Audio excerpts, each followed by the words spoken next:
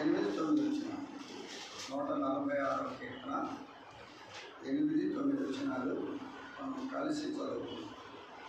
యెహోవా గుడ్డివారి కన్నులు తెరవజేయువాడు, యెహోవా గుడ్డివారి కన్నులు యెహోవా నీతిమంతులను ప్రేమించువాడు, యెహోవా పరదేశులను కాపాడువాడు, ఆయన కన్నులేని వారిని నిలువనాడు ఆలకించువాడు, భక్తిహీనుల మార్గము ఆయన మౌనమార్గముగా చేయును. ప్రార్థన చేస్తున్నాం.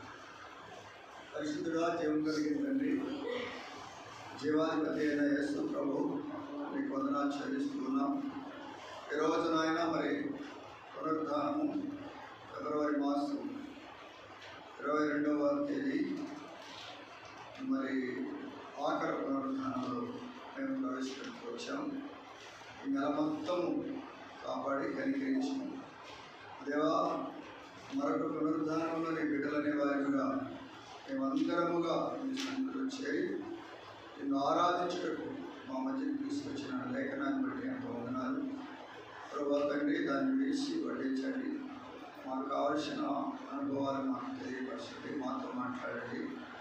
జ్ఞానం లేనటువంటి వాడు, ఎన్నికలైనటువంటి వాడు, బలహీనుడు, నిష్ప్రయోజకుడు ప్రభా, మాట మాత్రము చెప్పలేనటువంటి వాడు ప్రభా నాయన ఈ దాసుని జ్ఞాపకం చేసుకోండి.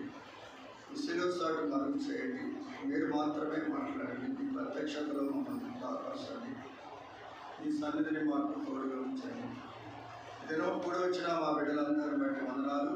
వారికి రావాల్సిన వారు మీ సన్నిధిలోకి రావాల్సిన వారిని తీసుకురండి. ఎవరిని సన్నిధిలో రావాలని ఆలోచన ఆశ కలిగి ఉన్నారో వారిని నడిపించండి.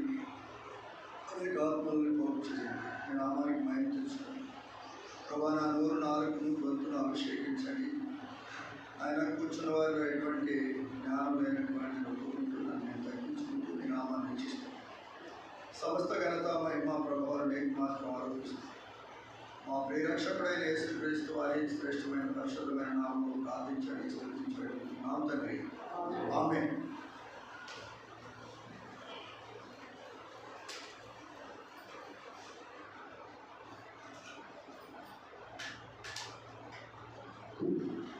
ఇక్కడ మనం దేవుని వాక్యంలో చూస్తే 146వ కీర్తన 8, 9 వచనాలు మనం చదువుకుంటూ వచ్చాము. ఇక్కడ యెహోవా గుడ్డివారి కన్నులు, ఈ ప్రతి మాటను మనం జ్ఞాపకం చేసుకోవాలి. ఒకప్పుడు మనము గుడ్డివారిగా ఉన్నాం అంటే యుగ సంబంధమైన దేవత మనం ఏం చేసుకోవచ్చిందంటే గుడ్డితనము కలగజేసి రావటం వల్ల మనం చూడలేని వారిగా ఉన్నాం. కాబట్టి అటువంటి స్థితిలో దేవుడు మనం ఏం చేశాడంటే కన్నులు తెరవజేశాడు. అంటే యుగ సంబంధమైన దేవతను తొలగించి ఆ మనోనేత్రములు అంటే ఆ కళ్ళు తెరవబడేలాగా చేయగలుగుతూ వచ్చాడు. ఇది మొదటి. రెండో మాట మనం జ్ఞాపకం చేసుకుంటే యెహోవా కృంగిన వారిని లేవనెత్తువాడు. అంటే అనేక దినాల్లో, గత దినాల్లో మనం జ్ఞాపకం చేసుకుంటే కృంగిపోయిన మనము మరి ఎన్నో పరిస్థితుల వల్ల కృంగి కృషించిపోతున్న మనని ఆయన ఏం చేసినాడంటే జ్ఞాపకం చేసుకుని లేవనెత్తుతూ వచ్చాడు. ఇది రెండవది. మూడవది, యెహోవా నీతిమంతులను ప్రేమించుకోవడం. అంటే దేవుడు నీతిమంతులనే ప్రేమిస్తాడట. అంటే మనం నీతిమంతులను కాదు. ఏ కోశాలలో మనలో నీతి అనేది లేదు. అయినప్పుడు కూడా దేవుడు ఏం చేశాడంటే నీతిమంతులను ప్రేమించాడు. అంటే ఈ నీతి ఎలా వచ్చింది అని అంటే ఆయన నమ్మటం వల్ల మనం ఎట్లా వచ్చామంటే నీతిమంతుల్లోకి చేర్చబడ్డాం. అది ఈ మాట సందర్భం.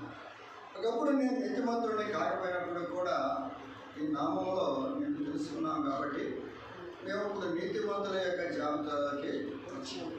ఇది మనం మూడవదిగా మనం జ్ఞాపకం చేసుకోవాల్సింది. నాలుగవదిగా యెహోవా పరదేశులను కాపాడేవాడు. ఎవరు పరదేశులు అంటే ఆయనకి ఇష్టము కాని దేశం పరదేశం. అంటే వారికి ఆయనకి ఏమాత్రము ఆయన జరుగులంటే కానీ మనల్ని ఏం చేశారంటే జ్ఞాపకం చేసుకుని వచ్చాడు.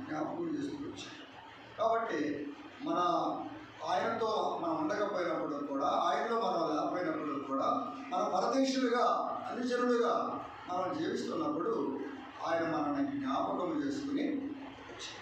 చేసుకుంటూ వచ్చి ఇది 4వది. 5వదిగా ఆయన తండ్రి లేని వారిని ఎదవరాలను ఆదరించేవాడు. తండ్రి లేనివాడు అంటే మనం ఒకప్పుడు అసలు మనకి తండ్రి ఎవరో తెలియదు. అంటే శారీరకంగా తండ్రి తప్ప మన ఆత్మక తండ్రి ఎవరో మనకి తెలియదు. అటువంటి పరిస్థితిలో మనని తండ్రి లేని వారిగా ఉన్నప్పుడు ఆయన మనం ఏం చేశాడు? ఆదరిస్తూ వచ్చి. ఆదరణ అంటే మనకి ఎవరు ఆదరించకపోయినా, ఎవరు పరామర్శించకపోయినా, ఎవరు మన ప్రేమించకపోయినా, ఎవరు మన పట్టించుకోకపోయినా, తల్లిదండ్రులు కావచ్చు, బంధువులు కావచ్చు, స్నేహితులు కావచ్చు, ఇరుగు పొరుగు వారు కావచ్చు, ఉన్నంత వరకు వాడుకొని ఏం చేశారు? వదిలేశారు. కాబట్టి అటువంటి స్థితిలో మనం ఏం చేశాడంటే ఆ ప్రభు ఆదరిస్తూ వచ్చాడు. ఇక్కడ ఈ 5 మాటలు మనం జ్ఞాపకం చేసుకున్నాం. ఇంకా ఏమన్నాడంటే భక్తిహీనుల మార్గమును ఆయన వంకర మార్గముగా చేయను. భక్తిహీనుల మార్గం అంటే ఆయన వంకర మార్గం అంటే భక్తిహీనతలో ఉన్న వాళ్ళకి ఇంకా ఆయన ఏం చేస్తున్నాడు? వంకర మార్గాన్ని చూపిస్తున్నాడు. అంటే ఆ భక్తిహీనులు ఎవరు అని అంటే అది కూడా మనం జ్ఞాపకం చేసుకోవాలి. భక్తిహీనులు ఎవరంటే ఎప్పుడు మనం బయట వాళ్ళు చూపిస్తాం. భక్తిహీనులు బయటవాడు కాదు. వారు తెలియక, వారు సత్యాన్ని ఎరక్క అసత్యాన్ని పూజిస్తూ అసత్యాన్ని జీవిస్తున్నారు. కాబట్టి వారికి తెలియదు. కాబట్టి వారిని మనం అనకూడదు. భక్తిహీనులు ఎవరంటే మనమే భక్తిహీనులు. కాబట్టి భక్తిహీనులకి ఇంకా ఏం చేస్తున్నాడు? వంకరగా చూపిస్తున్నాడు. అంటే మనం భక్తిహీనతలో ఉంటే మన మార్గం సరిగ్గా ఉండదు. మనం ఇంకా వంకర మార్గాన్ని జీవిస్తాం. కాబట్టి ఈ 6 అనుభవాన్ని మనం దేవుని వాక్యంలో కొంత సమయం, అతి అనుకున్నంత సమయంలో, తక్కువ సమయంలోనే మనం గుప్తంగా చూసుకొని మనము ముందుకు కొనసాగు. చూడండి 147వ కీర్తన ఇక్కడ 2వ వచనం. యెహోవాయే యెరూషలేమును కట్టువాడు, చెదిరిన ఇశ్రాయేలీయులను పోగు చేయవాడట. చూడండి, ఒక మాట మనం జ్ఞాపకం చేసుకుంటూ వెళ్దాం. యెహోవాయే యెరూషలేమును కట్టువాడు, చెదిరిన ఇశ్రాయేలీయులను పోగు చేయవాడు. అంటే ఒకప్పుడు మనం చెదిరిపోయే ఆయా ప్రాంతాల్లో, ఆయా స్థలాల్లో, ఆయా మార్గాల్లో, ఆయా పరిస్థితుల్లో మనం జీవిస్తున్నప్పుడు మనం ఏం చేశాడు? పోగు చేయవాడు. పోగు చేశాడు. ఒక్కటిగా చేశాడు. మనందరూ ఏం చేశాడు? అక్కడొక్కడ తీసుకొని వచ్చి పోగు చేసుకొని ఒక్కటిగా సమకూరుస్తూ వచ్చింది. తర్వాత 6వ వచనంలో చూస్తే యెహోవా దీనులను లేవనెత్తువాడు, భక్తిహీనులను ఆయన నేలను కూల్చును. మనకు అక్కర్లా. మనం తీసుకునే అంశం ఏంటంటే యెహోవా దీనులను లేవనెత్తువాడు. ఎవరైతే దీనులుగా ఉన్నారో, తగ్గించబడి వారు ఉన్నారో, ఎవరైతే దీన దశలో ఉన్నారో అట్టి వారిని ఆయన ఏం చేశాడంటే లేవనెత్తువాడు. దీనులను బయలు లేపేవాడు. ఒకప్పుడు మన దీనత్వం, అవిధేయత, మన బలహీనతలు వీటన్నిటిలో నుంచి ప్రభు మనం ఏం చేశాడంటే లేపుతూ వచ్చాడు. ఇక పైన మనం జ్ఞాపకం చేసుకుంటే చూడండి 3వ వచనంలో ఏమన్నాడంటే గుండె చెదిరిన వారిని ఆయన బాగు చేయవాడు, వారి గాయములు కట్టువాడు. చెదిరిపోయిన గుండెని, చాలామంది గుండె చెదిరిపోయిన వారు ఉంటారు, వారిని బాగు చేసేది అది వారి గాయములు కట్టువాడు. సరే, ఇంకా 5వ వచనంలో చూస్తే మన ప్రభు గొప్పవాడు, ఆయన అధిక శక్తి గలవాడు, ఆయన జ్ఞానములకు మితి అధిక శక్తి గలవాడు. మన ప్రభు ఎటువంటి వాడు అంటే సామాన్యుడు కాదు, ఈ మానవ జ్ఞానం లాంటి వాడు కాదు, మానవ శక్తి కలిగినటువంటి వాడు కాదు, ఈ మానవ తలములు కలిగినటువంటి వాడు కాదు. అధిక శక్తి కలిగినటువంటి దేవుడు, అధిక శక్తి కలిగిన వాడు. ఆయన జ్ఞానమునకు మితి లేదు, అంతులేని జ్ఞానం. ఆయన జ్ఞానాన్ని ఎవరు కూడా జ్ఞానం కలిగి ఉండాలంటే, ఆయన జ్ఞానం కలిగి ఉండాలంటే ఎవరు కూడా, మానవులలో ఎవరు కూడా ఆయన జ్ఞానానికి కలిగిన కాబట్టి అటువంటి జ్ఞానము కలిగినట్టు దేవుడు. ఇంకా మనం చూస్తే 9వ వచనానికి మనం వెళితే, పశువులను అరుచుచుండు పిల్ల కాకులను ఆయన ఆహారం ఇచ్చేవాడు. చూసారా, పశువులకును అరుచుచుండు పిల్ల కాకులకును ఆయన ఆహారము కూడా ఇచ్చేవాడు. ఆహారము లేని వారికి, వస్త్రము లేని వారికి, ఆదరణ లేని వారికి, దీనులకు, ఇంకా గుడ్డివారికి, మరి కుంటివారికి, అలాగనే గుండె చెదిరిన వారికి, మరి చెదిరిపోయిన వారికి ఆయన ఎంత ఆదరణగా ఉండగలిగాడో చూడండి. 8వ వచనంలో ఆయన ఆకాశమును మేఘములతో, ఆకాశము నిర్మలంగా ఉన్నప్పుడు కనురెప్ప పాటలు ఏం చేస్తాడో తెలుసా? మేఘాలని మనం ఇక్కడ కూర్చొని బయటికి వెళ్ళినప్పుడు మేఘాలు ఏమైపోతాయి? ఆయన సెలవిస్తే ఆకాశం అంతా చీకట్లు కమ్ముకొస్తాయి. అటువంటి గొప్పవాడు, మేఘములతో గొప్పవాడు, భూమి కొరకు వర్షము సిద్ధపరుచువాడట, పర్వతముల మీద గడ్డి మొలిపించువాడు. చూసారా, ఆయన ఎటువంటి దేవుడు చూడండి. భూమి కొరకు ఈ భూమిని తడపాలంటే ఎవరైనా ప్రపంచంలో ఉన్న ఎవరి శాతాన్ని అయితే అసలు ఈ భూమిని తడపడం. ఆయన కనురెప్ప పాటున భూగర్భ జలాలన్నింటిని ఏం చేస్తాడు? పైకి తీసుకురాగలిగినటువంటి శక్తిమంతుడు. తర్వాత పర్వతముల మీద గడ్డి మొలిపించేవాడు, గడ్డి మొలిపించేవాడు. కొండల మీద, బండల మీద, ఆ పర్వతాల మీద పుష్కరమైన గడ్డి మొలిపించగలిగి ఆయన ఆజ్ఞిస్తే ఈ గడ్డి అంతా ఎవరు మొలిపిస్తున్నారండి? ఎట్లా మొలుపుతున్నాయి? దానికి నీళ్ళు ఎవరు పోస్తున్నారండి? మనం ఒక చెట్టు వేస్తే చెట్టుకి నీళ్ళు పోయిపోతే చచ్చిపోతాం. మనం వేసే చెట్టు, ఆయన మొలిపించిన చెట్టు నీళ్ళు కూడా ఆయనే దాన్ని ఏం చేస్తున్నాడు? దాన్ని ఏదైతే పైనింతే ఉంటుంది, అయినప్పుడు కూడా అది ఏమాత్రం కూడా చెని. దేవుడు ఎంత గొప్పవాడు చూశారు, ఎంత శక్తిమంతుడు చూశారు, ఎంత జ్ఞానం కలిగిన వాడు చూశారు. అటువంటి దేవుడు నిన్ను నన్ను కూడా ఏం చేస్తూ వచ్చాడు? జ్ఞాపకం చేసుకున్నాడు. మన అంధకారంలో జ్ఞాపకం చేసుకున్నాడు. మరి ఇంకా మనము కృంగిపోయినప్పుడు జ్ఞాపకం చేసుకున్నాడు. మనం ప్రేమించలేనప్పుడు ఆయన ప్రేమిస్తూ వచ్చాడు. మన పరదేశులుగా జీవిస్తున్నప్పుడు కాపాడుతూ వచ్చాడు. తండ్రి లేని వారికి ఎదవరాళ్ళకి ఆశ్రయముగా ఉన్నాడు. చూసారా, భక్తిహీన మార్గమును ఆయన వక్ర మార్గము మనకు అక్కర్లా. ఎందుకంటే దేవుడు మన పక్షంగా చేసిన కొన్ని అద్భుతాలు, ఆయన చేసిన మహా ఉపకారములు ఈ సంవత్సరంలో 2 నెలలు గడిచిపోయినాయి. ఆఖరి పునరుద్ధానంలోకి మనం వచ్చేసాం. మరి 2 నెలల్లో మనం ఆయన ఎంత స్థుతించామో, ఎంత గణపరిచామో తెలియదు. కానీ దేవుడు మనకి ఎంత ఆనంద సంతోషాలు, ఎన్ని సమస్యలు వచ్చినా, ఎన్ని ఇబ్బందులు వచ్చినా, ఎన్ని కష్టాలు వచ్చినా, ఎన్ని బలహీనతలు వచ్చినా, ఎంత అనారోగ్యత వచ్చినా, ఎన్ని ఇబ్బందులు వచ్చినా, ఆదరణ లేకపోయినా దినము ఆయన ఏం చేస్తున్నాడు? మనల్ని ఆదరిస్తూ, పోషిస్తూ, కాపాడుతూ ఉన్నాడు. అటువంటి దేవునికి మనం ఏం చేయాలి? కృతజ్ఞత చేయాలి. చూడండి, 146వ కీర్తనలో 8వ వచనంలో మరొకసారి జ్ఞాపకం చేస్తున్నాడు.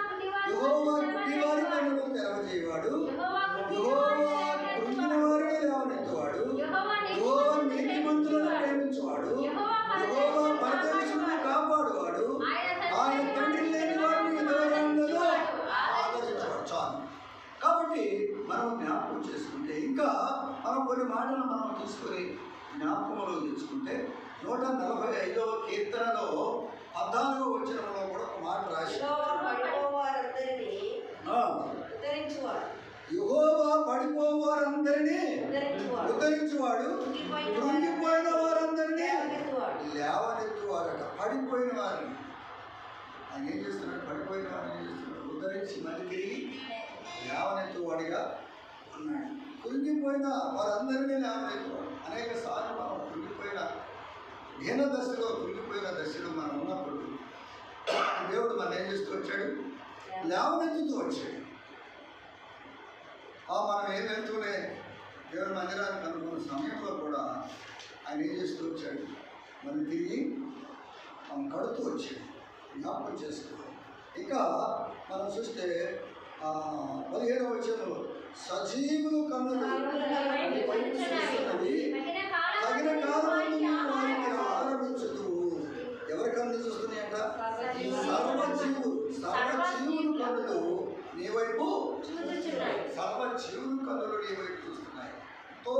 ఆయన వైపు చూస్తున్నాడు. ప్రాణము కలిగిన జీవరాశులన్నీ కూడా ఆయన వైపు చూస్తున్నాడు. కానీ మనమైతే ఇంకా సరిగ్గా ఆయన వైపు చూడలేకపోతున్నాడు. మాటలు ఎందారేసుని వైపు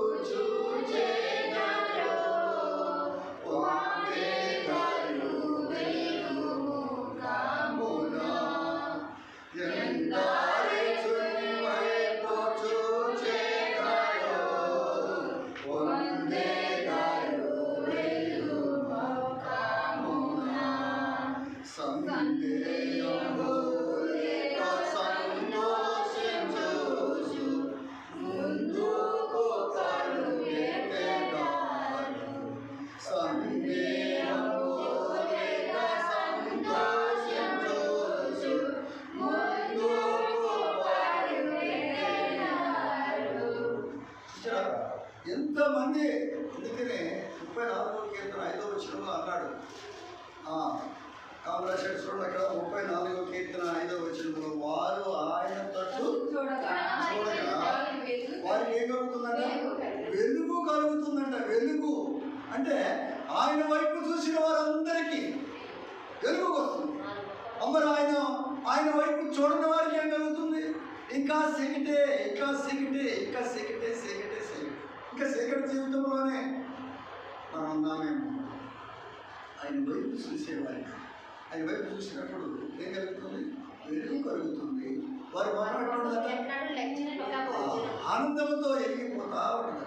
ఆనందం ఎవరైతే ఆయన సన్నిధిలో ప్రార్థన చేస్తారో, ఆయన సన్నిధిలో ఆరాధిస్తారో, ఆయన ఆవరణాన్ని ప్రేమిస్తారో, ఆయన సన్నిధిలోకి తరచుగా వస్తారో, ఆయన్ని అంబడిస్తారో, ఆయన్ని ధ్యానం చేస్తారో, ఆయన తిని త్రాగుతారో, ఆయన సన్నిధిలో నిరంతరము ఆయన్ని కనిపెట్టుకొని జీవిస్తారో వారు ఎప్పుడు ఎలా ఉంటారంట? ఇప్పుడు ఎలా ఉంటారు?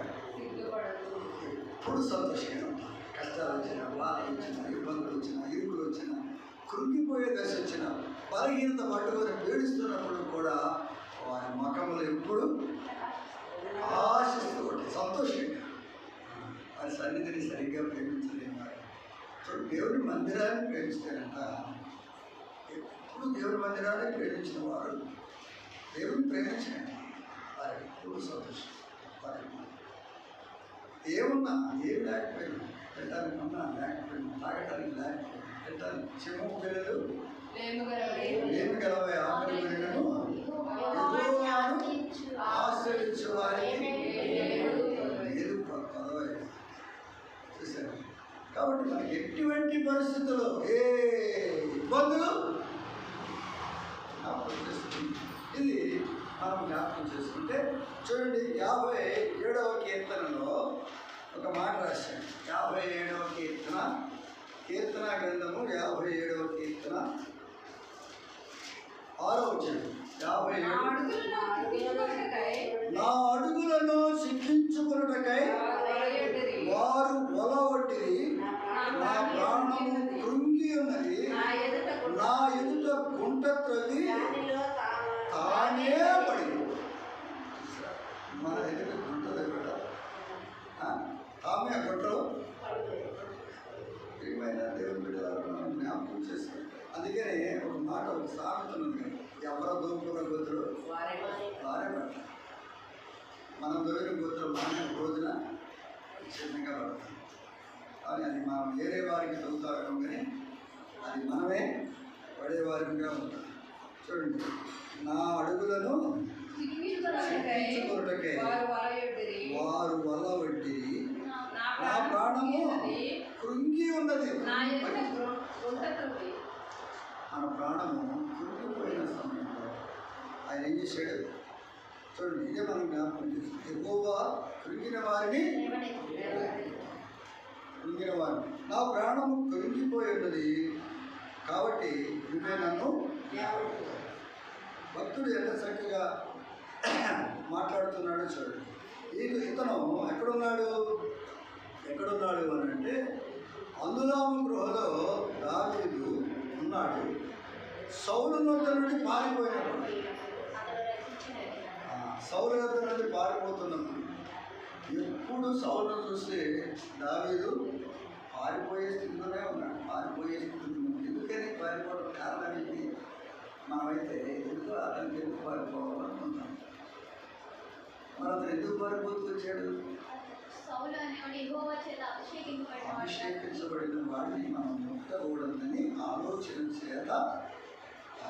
లేకపోతే దావీదుకి ఎన్నోసార్లు అవకాశం ఇచ్చాడు దేవుడు. అవకాశాన్ని ఉపయోగించుకోవచ్చు, కానీ దాన్ని ఏమాత్రం కూడా తోసిపుచ్చాడు. అందుకని దావీదు దేవునికి హృదయానుసారయ్యాడు. మనం ఏం చేసామంటే దావీదుకి హృదయాన్ని ఇవ్వలేమాగా, అది దావీదుకి మనకే ఉన్నది.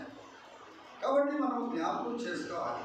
ఈ మాటలు మనం జ్ఞాపకం చేసుకుంటే, ఇక్కడ కృంగిన వారి నా ప్రాణము కృంగి ఉన్నది, ఎంతో కృంగుదలలో ఉన్నది, అయినా కానీ నన్ను లేవనెత్తే దేవుడు, నా ప్రాణాన్ని కాపాడే దేవుడిగా ఉన్నాను. చూడండి 142వ కీర్తన గ్రంథము 142వ కీర్తన 6వ వచనంలో కూడా నేను చాలా కృంగి ఉన్నాను, నా మొరకు చెవియొగ్గుము, నన్ను తరుమువారు నాకంటే బలిష్ఠులు, వారి చేతిలో నుండి నన్ను. ఇక్కడ దావీదు అంటున్నాడు, ఏమంటున్నాడు? నేను చాలా కృంగిపోయి ఉన్నాను, చాలా అయ్యా నా మొరకు చెవియొగ్గుము, నన్ను తరుమువారు నాకంటే బలిష్ఠులుగా ఉన్నారు, వారి చేతిలో నుండి నన్ను విడిపి.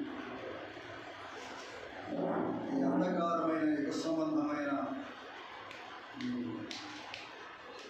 బలము కలిగిన వారు, అంటే ఈ లోకాధికారి చేతుల నుంచి తప్పించమంటు 142వ కీర్తన 6వ వచనం.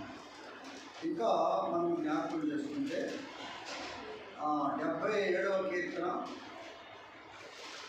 కీర్తనల గ్రంథము 77వ కీర్తన 3వ వచనం. దేవుని జ్ఞాపకం చేసుకున్నప్పుడు నేను నిట్టూర్పు విడుచుచున్నాను, నేను ధ్యానించినప్పుడు నా ఆత్మ కృంగిపోవచ్చున్నది. అమ్మ సరే, మనం ధ్యానం చేస్తున్నప్పుడు కృంగిపోవచ్చున్నది. దావీదు ఇక్కడ ఆశ కీర్తన ఎంత చక్కగా రాయబడుతుందో చూడండి. కీర్తనలన్నీ కూడా మనం ఏమనుకుంటున్నామంటే దావీదు కీర్తనలు అనుకుంటాం, ఆశా కీర్తనలు ఉన్నాయి, కోడల కుమారుడి కీర్తనలు ఉన్నాయి, తర్వాత సొలొమోను కీర్తనలు ఉన్నాయి, ఇంకా మోషే కీర్తనలు కూడా ఉన్నాయి. కీర్తన మనం మొదటి కీర్తన కానుంచి ఆఖరి 150 కీర్తనల వరకు మనం దావీదు కీర్తనలు అనుకుంటాం. వీటిలో కొన్ని దావీదు కీర్తనలు ఉన్నాయి, కొన్ని కోడల కుమార్ కీర్తనలు ఉన్నాయి, కొన్ని ఆశా కీర్తనలు ఉన్నాయి, కొన్ని మోషే కీర్తనలు ఉన్నాయి, కొన్ని సొలొమోను రాసిన కీర్తనలు ఉన్నాయి. కాబట్టి జ్ఞాపకం చేసుకోవాలి. ఇక్కడ ఆసాపు కీర్తన ఏమంటే నేను ధ్యానించినప్పుడు నా ఆత్మ. దేవుని వాక్యాన్ని మనం ఎప్పుడు ఏం చేయాలట? ధ్యానం చేయాలి.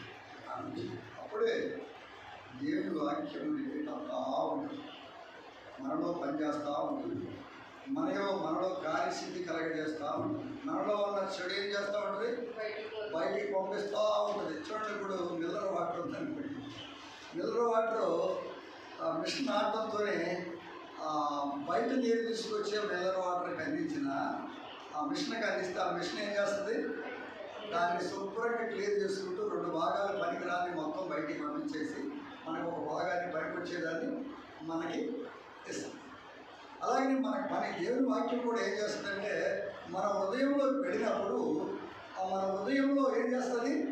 కార్యం చేస్తూ ఉంటుంది, పని చేస్తూ ఉంటుంది, కార్యసిద్ధి కలగజేసి మన హృదయాన్ని ఏం చేస్తుంది? పవిత్రపరచడానికి శుభ్రంగా కడుగుతూ ఉంటుంది. ఇంకా మనం బాగా తెలుసుకోవాల్సింది ఏంటంటే, చూడండి, పెరుగులో నుంచి ఏం చేస్తాం? వెన్నం తీస్తాం. పెరుగులో నుంచి ముందు మేగడ తీసేసి దాన్ని ఏం చేస్తాం? ఒక కవం. ఇప్పుడంటే మిషన్ వచ్చేసింది, మిషన్ కాదు, పూర్వకాలం లెక్క చెప్తాం. కవం పెట్టి ఏం చేస్తాం? మన పెద్దవాళ్ళు ఏం చేస్తారు? ఇలా చెప్పేవాడు కవాలి. ఆ కవం పెట్టి తిప్పితే ఆ మేగడలో నుంచి ఏమొస్తుంది? వెన్న వస్తుంది. దాంట్లో ఉన్న ఇంకేమైనా చెడు నీరు ఉంటే ఏమైపోతుంది? బయటికి వెళ్ళిపోయి వెన్న వస్తుంది. వెన్నను ఏం చేస్తాం మనం? కరగబెడితే ఎన్న వాసన వస్తే ఏం వస్తుంది? ఏమి కాదు. అదే కరగబెట్టిన తర్వాత నేతిని వాసన ఇది బాగుంది, మంచిగా ఉంది. అలాగనే మనలో ఉన్న ఎప్పుడైతే చెడు వెళ్ళిపోయింది, చెడు వెళ్ళిపోవాలంటే దేవుని వాక్యాన్ని ధ్యానం చేయాలి. మనం చదివి వదిలిపెడతాం, ఆదివారం మాత్రం చదువుతాం. ఆ చదివిన దాన్ని ఆదివారంతోనే దాన్ని ఏం చేస్తాం అక్కడ పెట్టేస్తాం. ఇక అంతే. మళ్ళీ ఆదివారం నాడు ఇంకోటి కదా. ఈ వారం అంతా ఏం చేయాలి? ఈ వాక్యం ఏం చేయాలి? ధ్యానము. దీంట్లో అప్పుడు మనకు అనుభవాలు మనకి ఇంకా దొరుకుతాయి. చాలా అనుభవాలు దేవుడు మనకు నేర్పుతాడు. ఒక అంశాన్ని మనం పట్టుకుంటే ఆ అంశాల్లో నుంచి అనేక అనుభవాలు దేవుడు మనకు నేర్పుతాడు. ఆ దేవుడు నేర్పిన అనుభవాన్ని పట్టుకొని మనం ముందుకెళ్ళామనుకోండి, అప్పుడు మన ఆత్మీయ జీవితం ఎలా ఉంటుంది? కృంగిపోయేట్లా సంతోషంగా ఉంటుంది. అందుకని భక్తులు ఏం చేస్తాడు? కృంగిపోయా అంటే ధ్యానం చూస్తూ ఉంటే కుండుగా కృంగిపోతుంది. ఎంత నేర్చుకుంటున్నాడో చూడండి. మనం కూడా దేవుని వాక్యాన్ని తరచుగా నేర్చుకున్నాం. నాకు వచ్చు నేను చదివాను, అయిపోయింది. నాకు వచ్చు నేను ఇది పాడే, అయిపోయింది. నాకు వచ్చు నేను ఆరాధన చేస్తాను, అయిపోయింది. నాకు వచ్చు నేను ప్రార్థన చేస్తాను, అయిపోయింది. కాదు, అది కాదు. మనం దినదినము దాన్ని ఇంకా తీసుకోవాలి. దినదినం తీసుకొని మన అంతరంగంలో తీసుకొని వెళితే మన అంతరంగాన్ని ఏం చేస్తుందంటే శుద్ధి చేసి పవిత్రపరిచి ఆత్మ ఏం చేస్తుందంటే ఆత్మ మాట్లాడటానికి ప్రయత్నం చేస్తుంది. మనం ఆత్మని మనం దేన్ని మాట్లాడేస్తాం? శరీరాన్నే పురుకొలుపుతాం. శరీరం మాట్లాడు ఎంతవరకు మనం శరీరంతోనే వెళ్ళిపోతాం, కానీ ఆత్మని పక్కన పెడతాం. అందుకని ఆత్మ ఎప్పుడైతే మనతో మాట్లాడటానికి ప్రయత్నం చేసిందో, ఇంకే దేవుడు ఆత్మ కనుక తను ఆరాధించువారు ఆత్మతోనూ సత్యముతోనూ ఆరాధించారు. మరి ఆరాధన చేయని వారు కొంతమంది ఏం చేస్తారంటే ఆరాధన చేయరు. ఎందుకని ఆరాధన చేయరు? ఎందుకని ప్రార్థన చేయరు? ఎందుకు పాటలు పాడరు?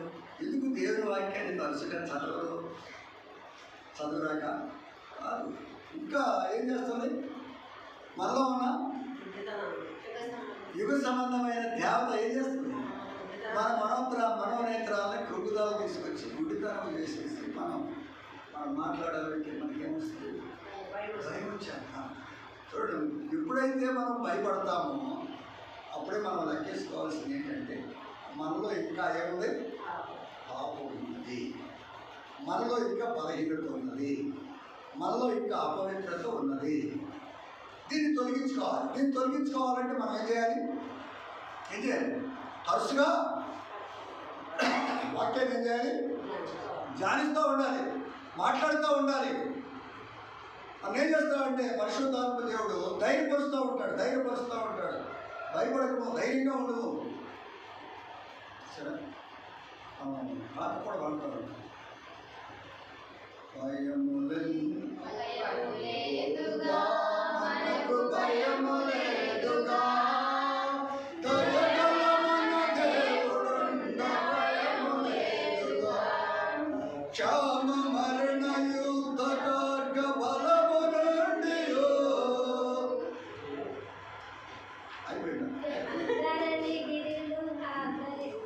కాబట్టి అందుకే అదే నేను అనేది ఏంటంటే మనము అది తరచుగా ఆడుతాము, తరచుగా మాట్లాడుతూ ఉంటే తరచుగా ఆరాధన చేస్తూ ఉంటే ఆరాధన చేస్తాం, తరచుగా ప్రార్థన చేస్తూ ఉంటే ప్రార్థన చేస్తాం, తరచుగా బైబిల్ ధ్యానిస్తూనే ఉంటాం.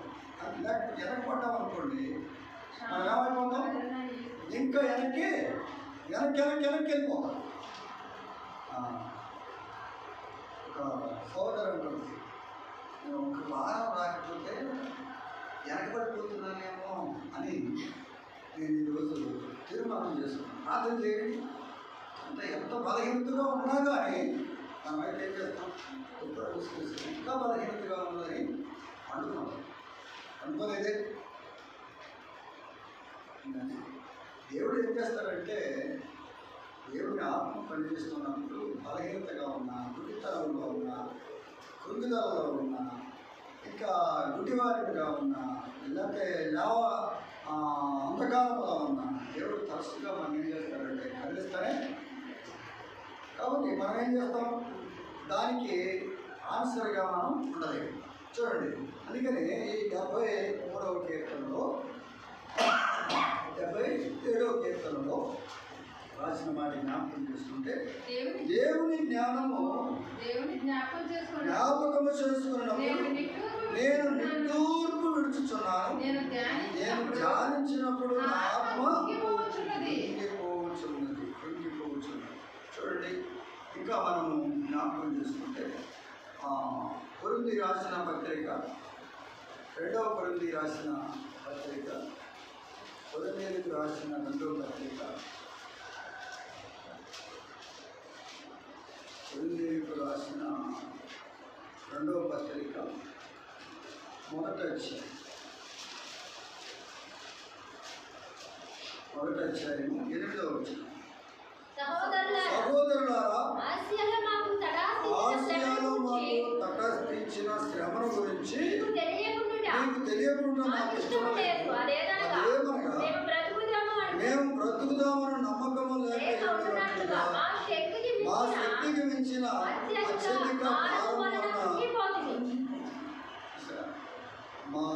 శక్తికి మించిన అత్యధిక భారం వలన శక్తికి మించిన భారం దానివల్ల కొన్నిసార్లు ఏమైపోతాం, ఉడికిపోతాం. అందుకని ఆసియాలో వారికి ఏమైంది, ఏ జరిగితే వచ్చిందంటే శ్రమ. ఈ లోకంలో శ్రమ, అది ఏ శ్రమ అయినా కావచ్చు, బలహీనత కావచ్చు, కుటుంబంలో కావచ్చు, వ్యక్తిగతంగా కావచ్చు, మన ఇంట్లో ఉన్నవారికి కావచ్చు, ఏదైనా సరే.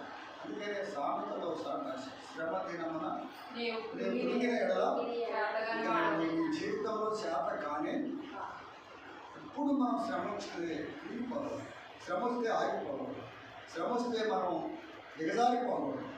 శ్రమ వచ్చిందనే కొంతమంది అలాగనే ప్రార్థన కొడుతుంది, శ్రమ వచ్చినప్పుడు ప్రార్థన కూడా వాళ్ళు ఏమంటారు, శాతకాని వాళ్ళు కాక శాతలైన వాళ్ళు ఎట్లా అవుతారు. శ్రమ దినమున నేను కృంగిపోతే శాతకాయం.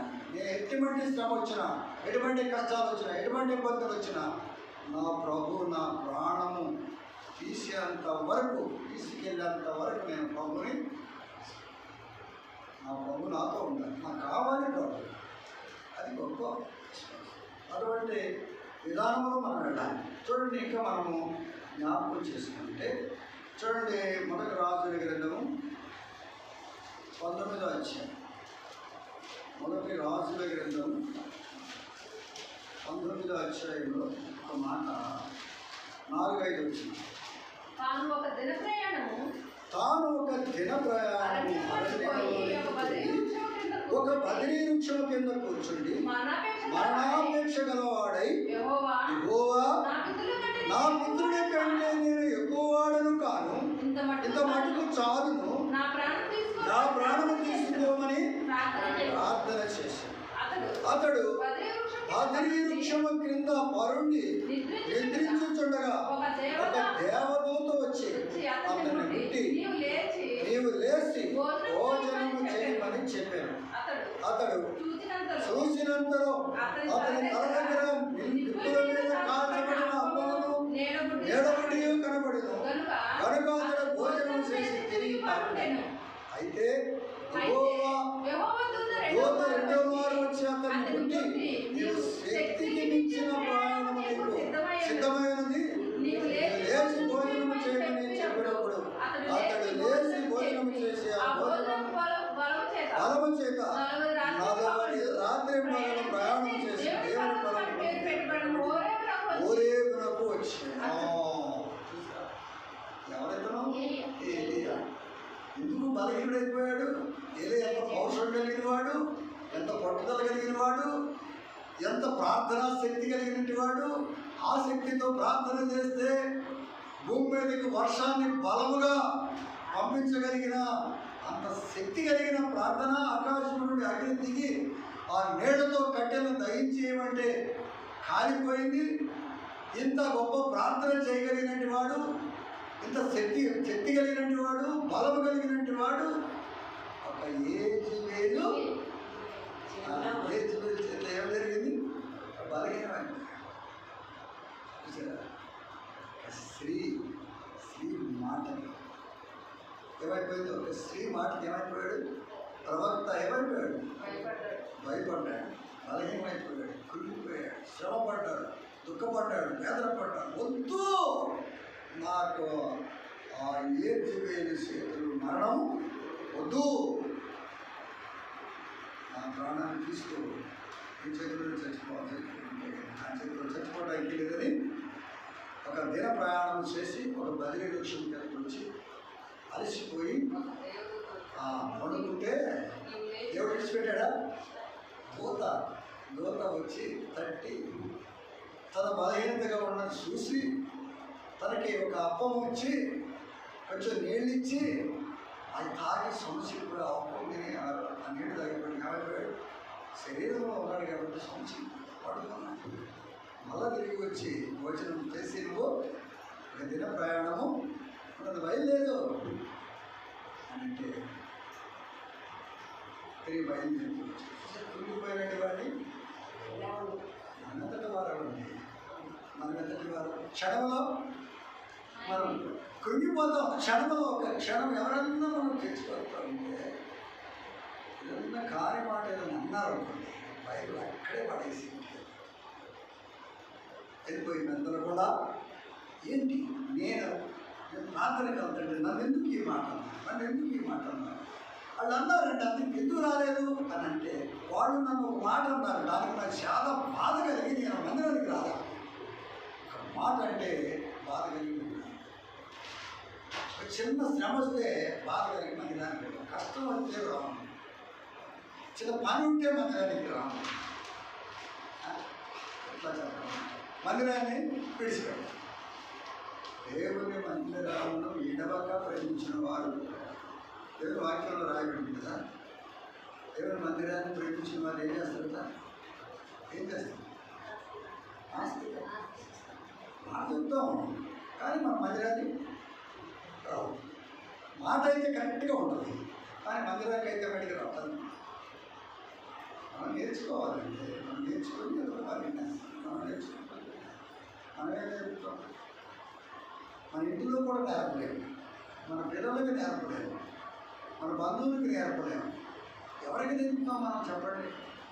వాళ్ళ జోలు మనకి ఎందుకనుకుంటున్నాం. ఒక సహోదరి ఒక సాక్ష్యాన్ని యవనస్తురాలు 15 సంవత్సరాలు వయసు వచ్చిన యవనస్తురాలు దేవుని మందిరానికి వెళ్ళి పెద్ద స్వరం పెట్టి ఏడుస్తున్నాడు. ప్రార్థన ఏడుస్తుంటా నీళ్లు వాటంతరకయ్యే కాలిపోతుంది. చూచి ఎవరు పెద్ద స్వరం వచ్చిందేంటి, పెద్ద స్వరం నిలబడుతుందని మందిరం వైపు తొంగి చూశాడు. తొంగి చూస్తే ఆ యవనస్తురాలు మకాళ్ళ మీద వెళ్ళి పెద్ద ఏడుపు, పెద్ద కంఠస్వరంతో ఏడుచుకుంటూ నీళ్ళు అటంతరకయ్యే కాలిపోతాయంట, బట్టలన్నీ తడిసిపోతాయంట. ఏడ్చుకోవడం ప్రార్థన చేస్తుంది. దేనికోసం చేస్తుంది? కేవలం వస్తుంది. ఎందుకు చేస్తుంది? అయ్యో దేవా, అయ్యోవా, ఈ ప్రజలందరూ నరకానికి వెళ్ళిపోతున్నారు. ప్రజలందరూ వెళ్ళిపోతున్నారు. నరకము ఖాళీ లేదు ప్రభు, పరలోకమంతా ఖాళీ అయిపోయింది.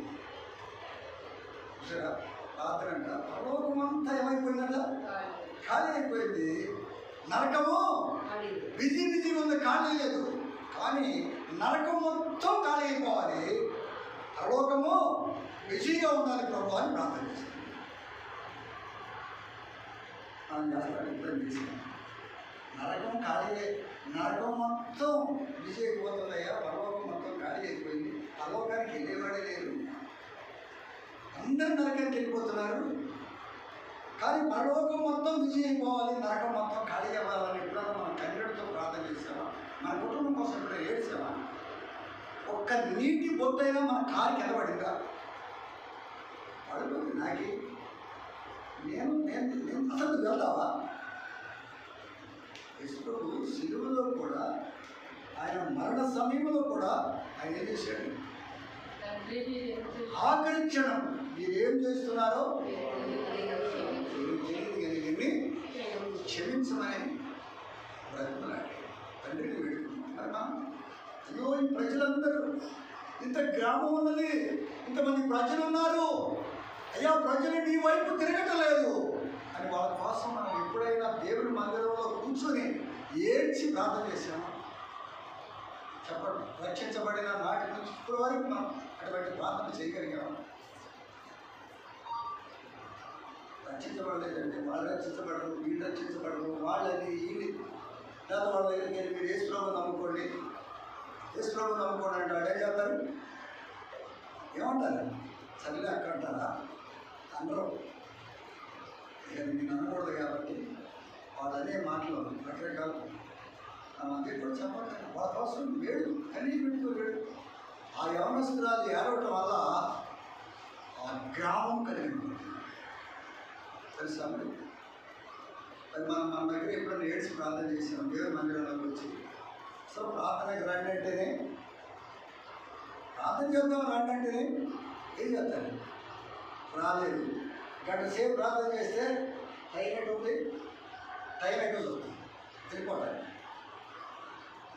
ఎట్లా కుటుంబాలు రక్షించబడితే, ఎట్లా గ్రామం రక్షించబడుతుంది? మనం రక్షించబడితే కాదండి, మనం రక్షించబడింది కాదు. మన వెనకమాల ఎంతమంది ఎన్ని సంవత్సరాల బట్టి ప్రార్థన చేస్తేనే ఈరోజు మనం దేవుని మందిరంలో కూర్చున్నాం.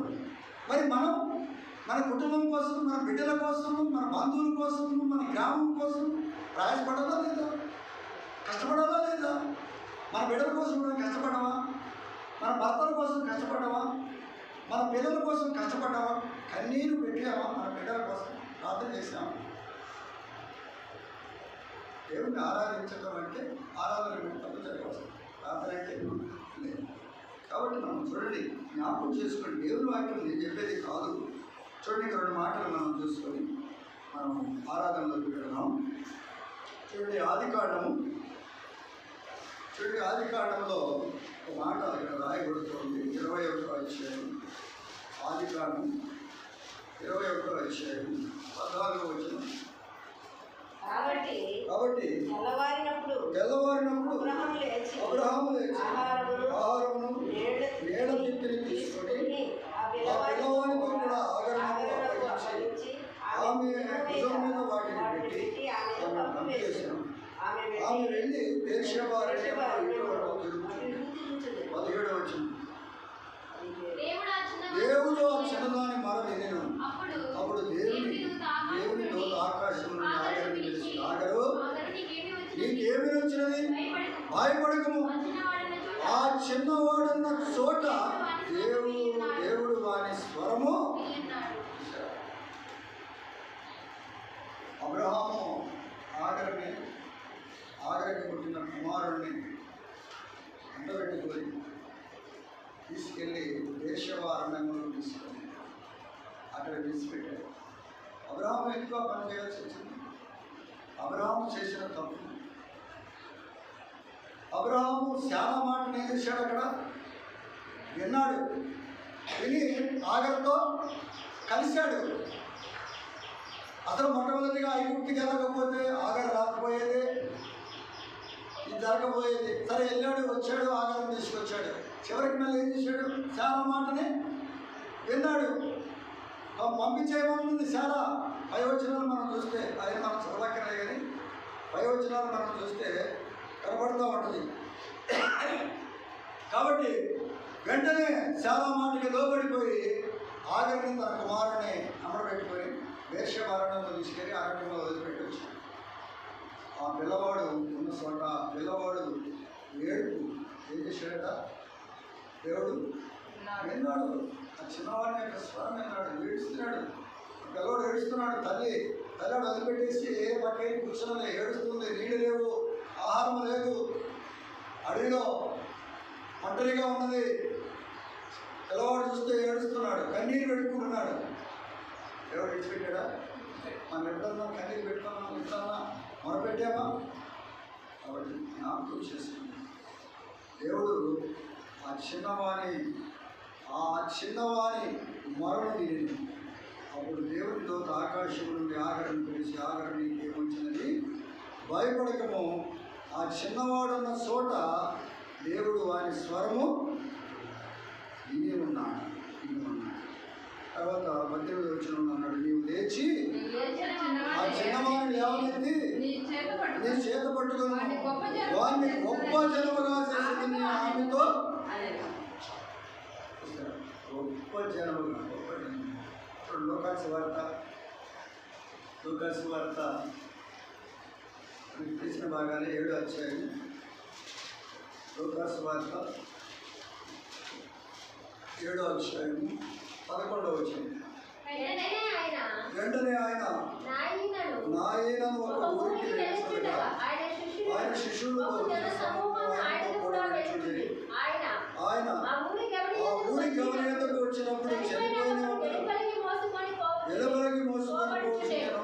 అతని తల్లికి అతను ఒక్కడే కుమారుడు, ఆమె ఎదవరాలు. ఆ ఊరి జనులు అనేకులు ఆమెతో కూడా ఉండేది. ప్రభు ఆమెను చూసి ఆమెను కనికరపడి ఏడవద్దని ఆమెతో చెప్పి దగ్గరకు వచ్చి పాడినట్టుగా కూర్చున్నవారు ఆయన చిన్నవాడే నీతో చూస్తున్నాను. ఆ చనిపోయిన వాడు లేచి కూర్చుని మాట్లాడసాగాను. ఆయన అతనిని అతని తల్లికి అప్పగించారు. అందరూ దేవుడు తన ప్రజలకు దర్శనం అనుగ్రహించాలని దేవుని విషయంగా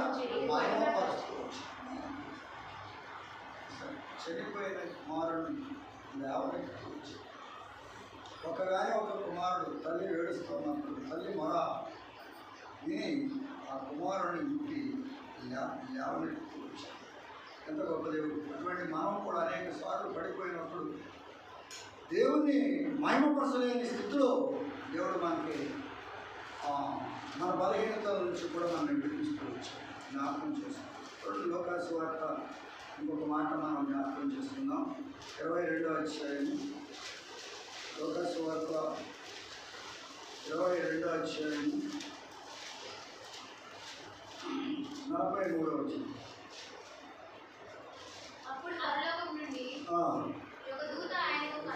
కనబడి ఆయన్ని బలపరిచాను.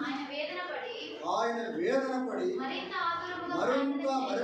ఆతురముగా ప్రార్థన చేయగా ఆయన చెమట నిలబడుతున్న గొప్ప రక్త బిందువులు ఆయన ప్రార్థన సాధించి లేచి తన శిష్యులు వారి దుఃఖము చేత ఎందుకు నిందించున్నారు, సోదరులు ప్రవేశంలో కూడినట్లు లేచి ప్రార్థన చేయడం వారితో. శోధన వచ్చినప్పుడు శోధనలో నుంచి బయటికి రావాలంటే లేచి ఏం చేయాలి? నేను వాక్యం తెలియపరుస్తుంది. ఎన్నో స్వాధీనం, ఎన్నో కష్టాలు, ఎన్నో పరిస్థితుల్లో ఉన్నప్పుడు కూడా దేవుడు మనం స్వల్పంగా చేసిన ప్రార్థనలు కూడా దేవుడు ఆలకిస్తాడు. మనం ప్రార్థన చేసేవారిగా ఉంటాం. చూడండి, ఒక మాట 14వ కీర్తన గ్రంథం 14వ కీర్తన ఒక మాట రాయబడుతుంది. 14వ కీర్తన 14 7వ వచనం. సియోనులో నుండి ఇశ్రాయేలుకు రక్షణ కలుగునుగాక. యెహోవా చెరలోని తన ప్రజలను రక్షించినప్పుడు యాకోబు హర్షించెను. ఇశ్రాయేలు చెరలో ఉన్న తన చెరలో ఉన్న ఒకప్పుడు చెరలో ఉన్నాం, పథకాల్లో ఉన్నాం, ఐగుప్తు అనే పాపంలో ఉన్నాం. అనేక రకాలుగా మనం నశించిపోతున్నప్పుడు మనం ఏం చేశాడు? రప్పించాడు. యాకోబు హర్షించిన ఇశ్రాయేలు సంతోషించాడు. యాకోబుని ఇశ్రాయేలుగా మార్చినాడు. కాబట్టి నన్ను కూడా అన్ని జనాంగంలో ఉన్న నన్ను కూడా ఇశ్రాయేలుకు సహపౌరులుగా నన్ను ఏం చేశాడు? జ్ఞాపకం చేసుకున్నాడు. నన్ను విడిచిపెట్టిన చూడు. ఇంకా ఆ పైన 6వ వచనంలో ఉంటే బాధపడు వారి ఆలోచన మీరు ధృవీకరించుదురు. యెహోవా ఎవరున్నాడా? యెహోవా వారికి ఆశ్రయముగా ఉన్నాడు. బాధపడు వారికి ఆయనను ధృవీకరించిన వారందరూ యెహోవా వారికి వారికి ఆశ్రయంగా దేవుడిగా ఉన్నాడు, కొండగా కోటగా ఉన్నాడు. ఇంత గొప్ప దేవుడిగా మనకి ఆశ్రయం ఇచ్చిన దేవుడిగా మనం జ్ఞాపకం చేసుకోవాలి, మనం ఆరాధించాలి, దేవుని గణపరచాలి, దేవుని మహిమపరిచేవారిగా ఉండాలి. 146వ కీర్తన 8-9 వచ్చిన యెహోవా గుడ్డివారి కనులు తెరవజేయవాడు, యెహోవా కృంగిన వారిని లేవనెత్తువాడు, యెహోవా నీతిమంతులను ప్రేమించేవాడు, యెహోవా పరదేశులను కాపాడువాడు, ఆయన తండ్రి లేని వారిని విధవరాళ్లను ఆదరించవచ్చు. చూసారా, ఆయన ఈ 500-600 అనుభవంతో దేవుడు మనతో మాట్లాడుతూ వచ్చిన మాటలు. ఒకప్పుడు మన దశి తొలగిపోయిన దశి, బుద్ధివారిగా ఉన్న దశి, మరి నీతిమంతులుగా మనం ఉండలేకపోయినా నీతిమంతులుగా చేస్తూ వచ్చాము. పరదేశులుగా ఉన్నప్పుడు, తండ్రి లేని వారిగా ఉన్నప్పుడు, ఎదవరాళ్ళుగా ఉన్నప్పుడు, ఎదవరాన్ని ఏం చేశారు? ఎదవరాన్ని కుమారుని ఆదరించి పైకి వచ్చాడు. ఆ గుడ్డివారి కళ్ళను ఉంటాడు, స్వస్థపరిచాడు, గుడ్డివారిని లేవనెత్తాడు, పక్షవాయువు కలిగిన వారిని బాగు చేశాడు. శృంగారం అనే దేవాలయం దగ్గర ద్వారం దగ్గర కూర్చొని భిక్ష పడుకుంటున్న గుడ్డివాడిని దేవాలయంలోకి వెళ్ళి ఆరాధించే గంతులు చేసేవాడిగా ప్రేరేపించాడు. ఎంత గొప్ప కార్యములు చేసిన దేవునికి అందించేది కృతజ్ఞతాస్తుతులు. ఈ కష్టమున్న బాధమున్న ఇబ్బందులున్న అన్నిటిలో దేవుడు నన్ను ఆదరిస్తూ వస్తున్న దేవునికి కృతజ్ఞత చెల్లించేవారిగా ఉందాం. మనం జ్ఞాపకం చేసుకుందాం. కొంత సమయము మనం దేవుని సన్నిధిలో మోకరించి మనం దేవుని ఆరాధించే వారిగా సిద్ధపడదాం. కొద్ది వాక్యము దేవుడు జీవించండి. సహోదరి